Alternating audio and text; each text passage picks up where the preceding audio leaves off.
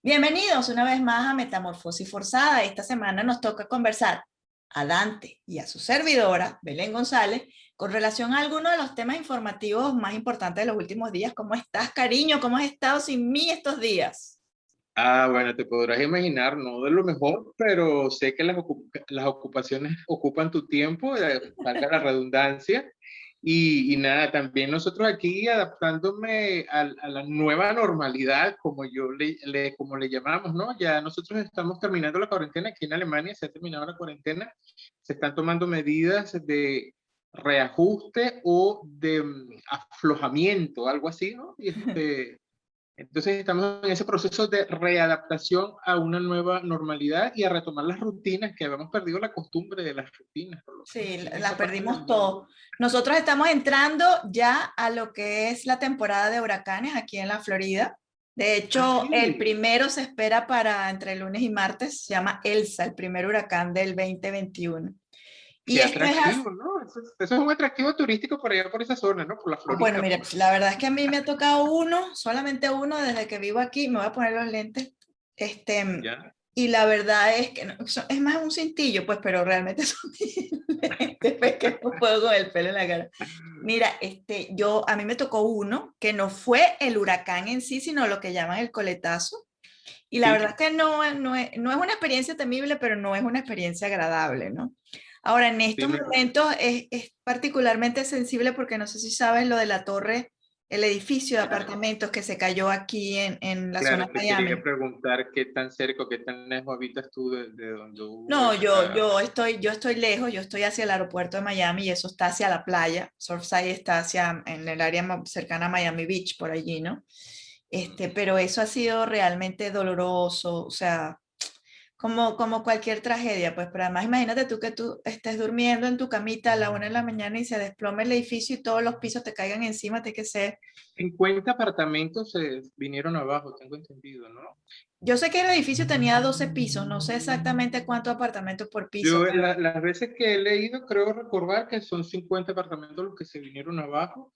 El número de fallecidos creo que no, me parece que se ha evitado dar un número. Hasta, mira, te comento, hasta hoy, hasta este momento, hay 20 muertos y 140 y tantos, y 120 y tantos desaparecidos, porque también hay algunas personas que han dado señales de que no estaban en el lugar, etcétera, después de los primeros días. Entonces se han ido restando de ese grupo inicial, que eran más de 150 personas desaparecidas. Pero igual, por lo menos hay un centenar de muertos aún Sí. allí en esos escombros. Y el hecho de la lluvia, que está lloviendo bastante, y el hecho de la inminente llegada de este huracán, por suavecito que sea, suavecito Claro. llamamos huracán tipo 1 o 2, el que me tocó a mí, que fue solo el coletazo, fue categoría 4, sumamente peligroso. Entonces es como particularmente sensible en este momento, ¿no? Entonces imagínate tú, en esta sensibilidad local que tengo yo aquí en Miami, me pongo a revisar las noticias para ver de qué vamos a conversar en este podcast y me encuentro con el bendito, para no ponerle otro calificativo, tema electoral en Venezuela. Que si las elecciones van, que si las elecciones no van, era lo primero. Ahora las elecciones Sí. van, ahora la mesa democrática tiene una participación, ahora hay partidos que tienen candidatos a la gobernación, etcétera, etcétera, etcétera. Y bueno, yo creo que hay que respetarle a cada quien su creencia y sus esperanzas, pero no sé, me parece haber escuchado antes de gente que sabe mucho más que yo, por ejemplo, que como que la vía electoral no es la indicada, por decirlo de alguna manera. Pero bueno, ahí está. Y eso se adereza con detallitos como, por ejemplo, la decisión de Maduro de acabar con los protectorados, que es una decisión más que se suma a las que se han tomado durante esta veintena de años en relación a cómo ir arreglando el mapa electoral para conseguir la mayoría de los beneficios. Sin comentarios. Tú me dirás, tú que eres el politólogo de la familia, epa, y antes entré en materia, se estaba quemando tu escuela, ¿supiste? Se estaba quemando en mi escuela, no sé. Se estuvo quemando la Escuela de Ciencias Políticas de la Universidad Central de Venezuela y los bomberos se No, la verdad tardaron es que un no. tiempero. ¿Sabes por qué? Porque no había agua para apagar el incendio. Finalmente lograron controlarlo, ¿no? Pero la Universidad Central, para quien no lo sepa, para quien no lo recuerde, la Universidad Central de Venezuela está señalada como Patrimonio de la Humanidad por la UNESCO, ¿ok? Dicho sea de paso. Sí, y Pero está háblame en tú con reserva. tu Ah, bueno, conocimiento de licenciado en Ciencias Políticas sobre no este me tema electoral en Venezuela. Sí, bueno, ese es un tema fabuloso, eso es un tema exquisito, eso hay que así tomarlo con delicadeza, o sea, saborearlo. Lo primero, el primer comentario con respecto al tema electoral en Venezuela es que si nosotros como venezolanos seguimos permitiendo que se trate el tema de las elecciones como que si fuera una información cotidiana, estamos cayendo en la trampa de la manipulación.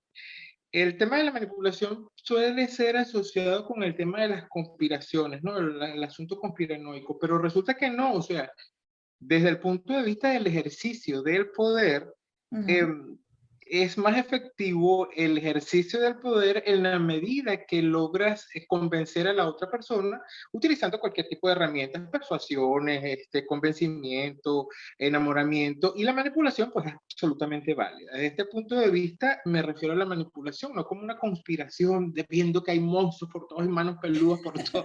No, Que sí hay sí, manitos peludas, que sí hay. que también las hay. Pero quien ejerce el poder quiere ser eficiente en el ejercicio de ese poder y quiere mantener el control. Y una de las formas de mantener el control es la manipulación. ¿Cómo se puede manipular? Se puede manipular a través del control de los medios de comunicación, pagándoles propaganda, tú sabes, etcétera, etcétera, más o menos porque tú tienes bastante experiencia Pero eso ya no le hace, comunicando. pero eso ya no le hace falta al chavismo porque ellos tienen todos los medios de comunicación. Yo no creo que tengan que pagarle a nadie. Pero bueno, no la forma, pero sí el instrumento, los medios de comunicación masivos. Que también está el otro tema que ahora los medios de comunicación masivos, como nosotros los conocíamos tradicionalmente, televisión, prensa, etcétera, se le suma ahora todo lo que es las plataformas digitales, o sea, el internet, el WhatsApp, el Facebook, okay.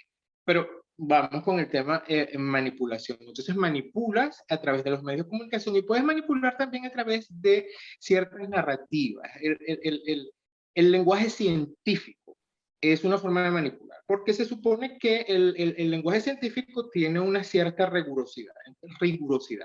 Entonces, si como analista, si como medios de comunicación llegas y tratas el tema electoral en Venezuela como una noticia más, o por ejemplo, las pugnas internas entre el gran polo patriótico, o sea, estás manipulando y estás ocultando la realidad. 21 años de narcodictadura que no se le va a encontrar una solución a través del asunto electoral, porque la solución al tema del narcotráfico pasa por una solución policial, por decirlo de manera suave. Bonito, por ¿No? decirlo bonito. Sí. Entonces, por allí va un poco digamos, el análisis del tema de las elecciones. Por otra parte, se está manejando mucho la idea de la eliminación de los protectorados, que es una figura total y absolutamente no inconstitucional, porque desde el punto de vista, o sea, técnico, no es inconstitucional porque ellos lo arreglaron a la norma.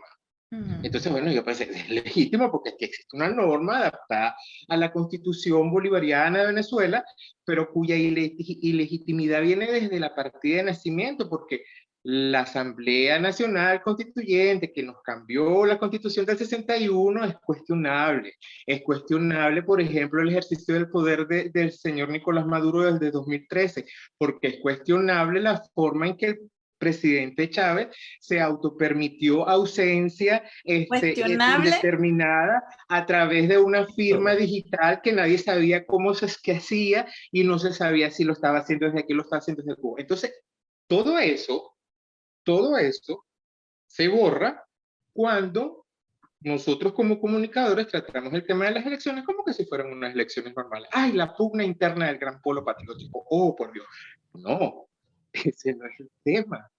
El tema es 20 años, 21 años de un régimen total y absolutamente asesino. Por otra Es parte... que está creando todo el escenario, o sea, que ha puesto todos los elementos en el teatro bufo además, para mantenerse en el ejercicio del poder. Mira, yo entiendo que hay gente que tiene esperanza, yo entiendo que hay gente que le pone corazón, yo creo que hay gente que cree porque necesita y quiere creer. Y eso es absolutamente respetable. O sea, nosotros no estamos cuestionando lo que cada individuo piensa en relación a.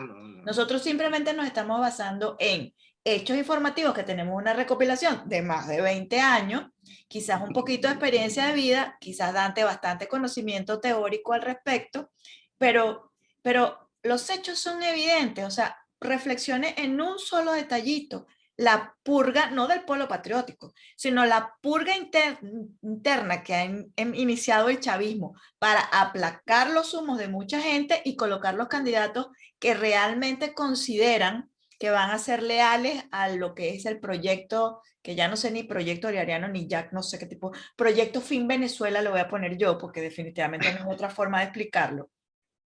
Pero ya ellos están en esa pugna interna que no es nueva, porque esos dimes y diretes entre la gente de Diosdado y de Maduro, por ejemplo, llevan ya unos añitos.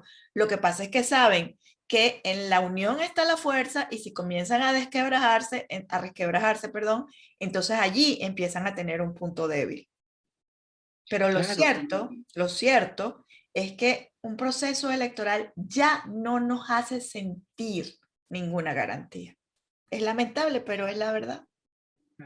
Y esas pugnas internas por el control del poder, pues tienen su gran justificación. El botín petrolero todavía es un botín atractivo para la delincuencia organizada, pues, con todo y lo destruido que esté el parque de producción y refinamiento petrolero en Venezuela, con todo lo que hayan acabado con PDVSA. El otro tema, por una parte, es, ¿no?, tratar de normalizar una situación que para nada es normal, o sea, tratando el tema como que si fueran unas elecciones normales en Estados Unidos, en Inglaterra, o qué sé yo. Eso, normalizar lo que no es para nada normal, eso es lo primero que me llama la atención, que me sobresalta, y a través de la manipulación, como ya lo he explicado un poco. El otro tema que me preocupa de tratar las elecciones venezolanas como que si fueran unas elecciones normales es la invisibilización de la crisis venezolana a nivel mundial. Por ejemplo, el caso, uno revisa ahora los grandes medios de comunicación que decíamos hace un momento, ahora tenemos que hacer una parte, tú te remetes en internet, YouTube, te pones a revisar cuáles son las tendencias, los trending topics, y tú no encuentras por ningún lado el caso venezolano, que tiene 21 años. Pero es que ya están aburridos, Dante, ya están aburridos. Pero Colombia sí se ha sabido ubicar, voy a utilizar un término que a mí me incomoda un poco, se ha sabido posicionar dentro de lo que es la tendencia de la opinión pública, con una situación que tiene menos de un año, que son las protestas que se han presentado en Colombia, y entonces todo el mundo está asombrado porque ¿qué está pasando con la democracia en Colombia cuando tienen menos de un año? Yo no estoy menospreciando. Claro, no, es una situación de grave. Colombia, para nada. Lo que estoy es comparando los dos asuntos, que es lo que pasa cuando tratamos nosotros como comunicadores el tema de las elecciones en Venezuela como que si fueran unas elecciones normales, mientras que los colombianos han sabido mantener el alerta y encender las alarmas en el ámbito internacional a través de las redes sociales con un asunto que se puede resolver ahí sí, negociadamente, porque todo comenzó por la aplicación de unos impuestos al grueso de la población, favoreciendo, por supuesto, quienes tienen las mayores capacidades para pagar impuestos, como es la banca colombiana, la industria colombiana, etcétera, etcétera. Pero lo que quiero comparar es cómo Colombia, que ha entrado en una especie de crisis económica y social en menos de un año, tiene un nivel de conocimiento dentro de las redes sociales bien importante y significativo, porque tú apenas entras en internet y te pones a revisar las tendencias, sale el caso colombiano enseguida. Claro, pero el caso venezolano es que dirán más de lo mismo, es más de lo mismo. Entonces la Sí, situación de nosotros no cambia. Bueno, pero si no cambian ni los actores, porque acuérdate que fulano es ministro de tal cosa hoy y mañana no es que no va a ser ministro más, sino que ya no es ministro de eso, sino que es ministro de otra cosa.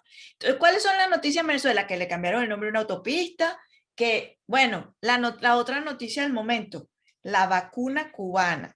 Una vacuna ah, cubana que no tiene certificación y que incluso los científicos venezolanos, a los que nadie respeta, porque es que no respetan a nadie, no respetan, yo creo que no respetan ni a Dios, estoy casi segura de eso, como dicen los españoles, pero no es decir, sino la realidad. Incluso los científicos venezolanos han dicho, esto es una locura, esto no puede ser, y a ellos no les importa, porque la indolencia manda, esta es la que tenemos, porque esta es la que nos mandan los amigos, los panas, los comunistas, entonces esta es la que vamos a usar. Entonces vi, por cierto, un meme donde serán unas ratas diciendo, oye, que ya no van a hacer más pruebas con nosotros. No, porque la van a hacer con los venezolanos. Yo vi eso y realmente me indigné porque decía, o sea, nosotros que tenemos el talento, porque es un talento natural de reírnos hasta de las de desgracias, reírnos de cualquier cosa, llega un momento en el pero que hay ya no límites. te puedes reír. O sea, ya no te puedes reír. Donde yo trabajo hicieron una encuesta sobre cuál era el valor de estar vacunado. ¿Qué sentías tú al estar vacunado, no? Entonces yo contesté la encuesta diciendo que para mí era un privilegio, especialmente cuando pensaba en mis familiares, en mis padres, en mis amigos más queridos que todavía están en Venezuela y que no tienen una oportunidad como esa. Sí, no, no Entonces, se sabe. ¿cómo es posible que esta gente, porque no quiero poner calificativo, esté abusando de un pueblo al que ya tiene sometido por hambre, al que tiene sometido porque no hay servicios públicos, al que ya tiene sometido porque prácticamente no hay trabajo, con un medicamento que ni siquiera tiene controles y Sí, pruebas suficientes como para ser inoculado a las personas? O sea, sin ningún son tipo de aval. indeseables realmente. Entonces, claro, por eso es que aburre, el tema Venezuela aburre por eso, porque nuestra crisis es desgarradora, pero es lo mismo y lo mismo y lo mismo y lo mismo. Hoy Pero unos yo pobres, creo que mañana lo mismo. es parte de nuestra responsabilidad en tratar de ventilarlo en otros términos. O sea, Estoy de es, acuerdo. es, es eso, o sea, sí hay unas elecciones, pero ¿qué es lo que hay detrás de estas elecciones? Pues hay manipulación, hay control del poder, hay invisibilización, hay toda una estrategia de de normalizar una situación que desde hace Claro, 20 y pico de años no es nada normal, es una situación total y absolutamente morbosa, asesina. morbosa. Sí, Nosotros tenemos, tan simple como el control absoluto del padrón electoral y el control absoluto de quiénes son los candidatos. O sea, es como aquellas y elecciones que yo recuerdo hace muchos años que me escribió, muchos años, que me tocó escribir sobre Saddam Hussein que había ganado, no, mentira, a Muammar Gaddafi que había ganado en Libia con el 99.8% de las elecciones. Algo como eso. algo como eso, o sea, eso me parece extraordinario ejemplo. Es terrible, Belén, es terrible. Pero bueno, no podemos decaer en esta empresa porque ese es el objetivo, pues cansarnos. No, no, no. O sea, definitivamente voy a hablar desde mi punto de vista personal. Yo no puedo agotarme hasta morir porque, o antes de morir, mejor dicho, porque la experiencia del exilio, lejos de haberme aplastado, me ha dado una fortaleza que no conocía, por, y no por defender, y ahora me desprendo, ¿no? O sea, el desprendimiento, porque no es por defender algo que tengo, sino porque las personas, las generaciones que están detrás de mí, no van a disfrutar de lo que nosotros disfrutamos, una infancia, una juventud con Sí. buenos recuerdos, o sea, un territorio extraordinario, privilegiado, o sea, tenemos con todos los climas del mundo, o sea, y lejos de perder las fuerzas, cada día encuentro más, y creo que es por el hecho de estar fuera, por el hecho de estar en el exilio. Por eso yo siento que no debemos de caer en esta campaña de seguir denunciando, buscar la manera, no sé, creativa de llamar la atención sobre el caso venezolano. Tenemos formas de llamar la atención Sí, sobre sobre nuestro un caso. proceso electoral que es una pantomima de elección para llenar un requisito exclusivamente y después decir, nosotros lo hicimos. El Claro. problema no es que lo hicieran, el problema es cómo lo hicieron, en qué condiciones lo hicieron. con qué objetivo lo hicieron. Y el objetivo de permanecer en el poder al precio que sea, es la mayor muestra de que eso está viciado desde sus cimientos. Sí, terrible, terrible. Estoy peleando más que tú hoy, lo sé. Pero es que realmente Vale, yo ya estaba indignada y lo de las vacunas me indignó. Y después el nuevo informe, el informe final, los detalles del informe de Bachelet, que sí, que en Venezuela hay crímenes de lesa humanidad, es como decirte también más de lo mismo. O sea, yo entiendo que hay una serie de procedimientos que deben cumplirse para determinar las cosas desde esa perspectiva legal y organizacional, pero sí, 20 años tenemos diciendo sí, sí, sí. que hay Yo crímenes de lesa humanidad en Venezuela y las pruebas están, desde hace mucho como tiempo. el polvo en mi casa que está frente a una construcción, así hay pruebas. Entonces, no, que Sí, por fin el informe final, que sí se violan los derechos humanos.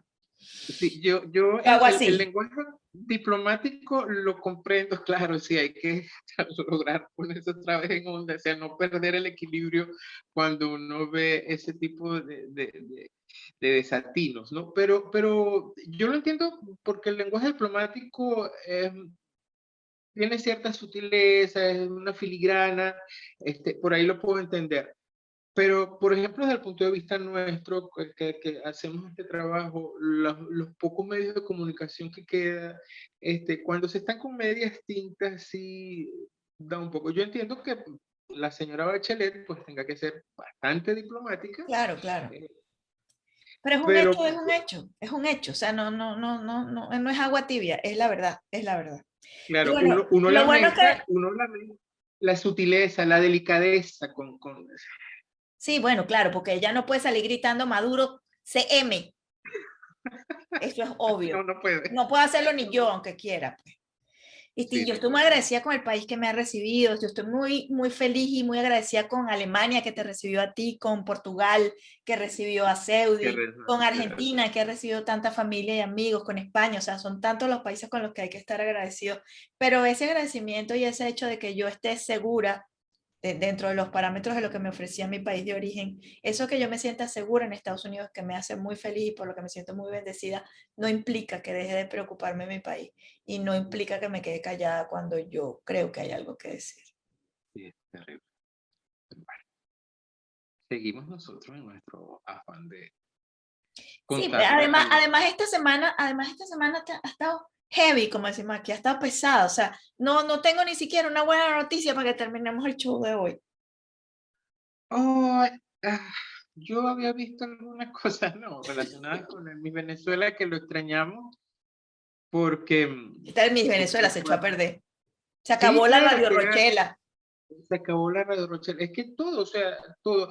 El Teatro de la Ópera de Maracay, que es también patrimonio, patrimonio arquitectónico, patrimonio cultural de la humanidad, según la UNESCO, y además también por el patrimonio, Instituto de Cultura, cuando existía en Venezuela alguna institución, está desplomándose. Es una edificación de, no lo recuerdo ¿El exactitud, Teatro de la Ópera o el Ateneo?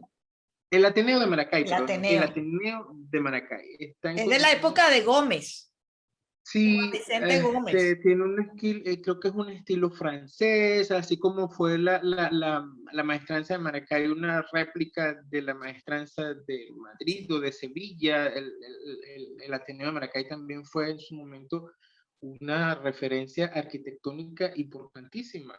Y bueno, eso está cayéndose también como se está derrumbando ¿Sabías que yo bailé en el Teatro Ateneo? en el Ateneo. Sí, con el cuerpo de baile de Eli de Vegas, que fue nuestra invitada, ¿te acuerdas? Yo creo, claro, de Elide, y que tenemos pendiente la segunda parte Sí, está pendiente, pero es que ella está en unos con la temas señorita médicos. Elide. Sí, está en unos temas médicos y pronto vamos a grabar la siguiente parte. Pero nosotros presentamos coreografías en el Ateneo, cuando todavía se Yo podía, ¿no? hice, yo hice en el Ateneo alguna vez como, ¿cómo se llama? Jefe de ceremonia de algún, no sé, de algún acto que me necesitaron y pues tuve el honor de pisar esas tablas del Ateneo. Yo Del Ateneo de también. Maracay. Y de verdad que es un lugar súper bonito. Y eso que ya Sí, estaba bastante venido a menos en ese momento, ¿no? encantador, sí, sí, sí. Pero es que Maracay tiene cosas bonitas. Maracay es nuestra ciudad, el estado de Aragua, y está en la zona Bueno, central del estamos país. nosotros. Él de Ocumare, yo de Choroní, que son las dos costas de Sí, ese territorio aragüeño, que son sí, la tapa al frasco, como decimos correcto. nosotros cuando queremos decir que algo es sumamente bueno. Así es, así es. Mira, Cataquito Belén, por justo. ahí hay un tema que yo quería conversar un poco contigo porque Dale, me dale parece rápido porque ya no nos queda mucho bien tiempo. interesante, sí, cómo se está tratando aquí el regreso a la nueva normalidad, aquí Okay. en Alemania, me refiero.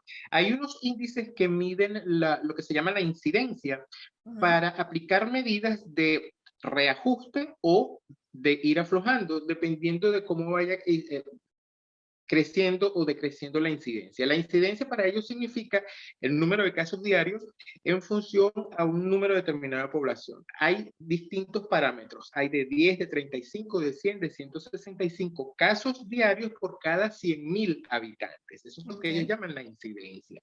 Qué Y en organizados son los función de esas alemanes. estadísticas, es extraordinario, por eso te digo, en función de esas estadísticas se aplican normas para ir aflojando o para ir reajustando, como por ejemplo el contacto con familiares, amigos, las reuniones en espectáculos públicos, teatro, cine, fútbol, porque por ejemplo está ahorita la UEFA, visitas a los hogares, visitas a los centros geriátricos y a las escuelas, reforzamiento de las campañas de higiene, lavarse las manos, etcétera. En función de las incidencias, es decir, más de 35, menos de 35, más de 100, menos de 100, más de 165, menos de 165 por 100.000 habitantes diarios, entonces hay un listado para aplicar las normas de apertura o reacomodo de la pandemia o de la cuarentena.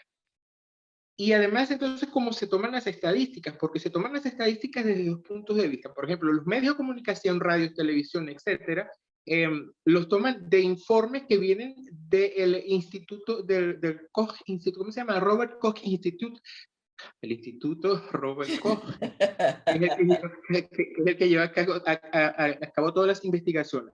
Ellos tienen la fuente directa y ellos son quienes dan las estadísticas semanales o diarias. Pero los medios de comunicación las hacen de los informes que produce el Instituto Robert Koch. Y en función de eso, o sea, cómo llevan los casos uno por uno, en municipio por municipio, todo canalizado, y eso que aquí se trata de una, ¿cómo se llama? Una república federativa. Aquí hay leyes que aplican distintamente de un estado a otro, pero en esa materia pues se han canalizado todo y bueno, eso habla mucho de cómo ha sido la efectividad en el combate del coronavirus acá en Alemania. Y me preguntaba yo, pero ¿por qué no podemos nosotros en Venezuela Yo creo que porque hacer no lo saben mismo? usar Excel. ¿Tú crees que es por el Excel? Yo creo que es por el Excel, porque toda esa estadística y todos esos datos y todo eso se vacía en un Excel. Entonces yo creo que quizá. No, no, y hay un caso interesantísimo también. Ellos, al principio en el principio, el primer trimestre del 2020, las estadísticas se llevaban aquí en Alemania, en toda Alemania. Tú no tienes una idea de cómo. Tampoco es que se las llevaban con abaco, pero las ¿Te llevaban acuerdas los cuadritos? Los palitos. 1, 2, 3, 4, en el con medio 5. El fax, siguiente. con fax. O sea, toda la administración pública, prácticamente toda la administración pública en Alemania, hasta el primer trimestre del 2020, funcionaba a punta de fax. ¿Te acuerdas lo que son los fax? Sí, claro, claro. Teclabas y entonces aparecía. A partir de la crisis de la pandemia, se comenzó a digitalizar toda la administración pública en Alemania. O sea, Tuvo su de un lado lado, bueno, tuvo su lado de un bueno. lado bueno. Pero las primeras estadísticas se llevaban a través de fax en toda Alemania. Se dieron cuenta que estaban como un poquito atrasados tecnológicamente, modernizaron su plataforma Pero y de igual, esa manera, pero pues, igual estaban organizados. O sea, aunque no estuvieran muy tecnológicos, estaban muy lo organizados. que no estaban era modernizados, pero total y absolutamente organizados sí estaban, porque sí hay gente meticulosa, o sea, Si quieres conocer Alemania, definitivamente tienes que leer el No, proceso de yo Kafka. conozco Alemania, pero quiero volver a Alemania, porque Alemania me parece un lugar muy lindo para visitar. Y creo que Sí, tiene bueno, lugares hermosos que yo no conozco. Además de donde sí, tú vives a Praga, es un paso y podemos ir en autobús. Y eso está en es los correcto. planes. Eso Sí, está sí, en los sí, planes. menos de 45 minutos. Aquí. Sí. Bueno, Ah, cariño, creo que cerramos por hoy. Gracias se por nos darle terminó 2 el a la tiempo. intensidad de mi corazón en este programa. Gracias. Ah, ¿Qué haría yo sin ti, papel de aluminio Reynolds? tú sabes que el cariño es mutuo. Así es. Gracias, públicamente, gracias por las tacitas de peltre. Todo me lo Ah, tomo en taza de peltre. Así sea medio litro de leche que me voy a tomar, o sea, me lo sirvo en mi tacita de peltre. bueno, pero yo te dije que eran chiquiticas y tú dijiste que no importaba. No, no, Estamos está una hablando de las nota. tacitas de peltre que salieron en la edición, no me acuerdo cuál de este podcast, porque yo estaba emocionada porque las había encontrado aquí en un Walmart. Bueno, pues 2 Sí, de sí, ellas llegaron a Alemania, una para Dante y una para Carla. sí, así es. Gracias.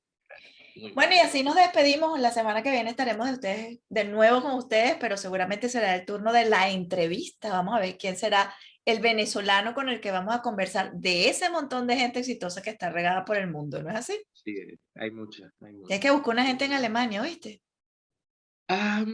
Bueno, me propongo entonces la tarea. Oh, ya la tienes, no hay excusa. Bueno, muchísimas gracias. La próxima semana nos reunimos de nuevo aquí en Me Tomo Mi Tiempo.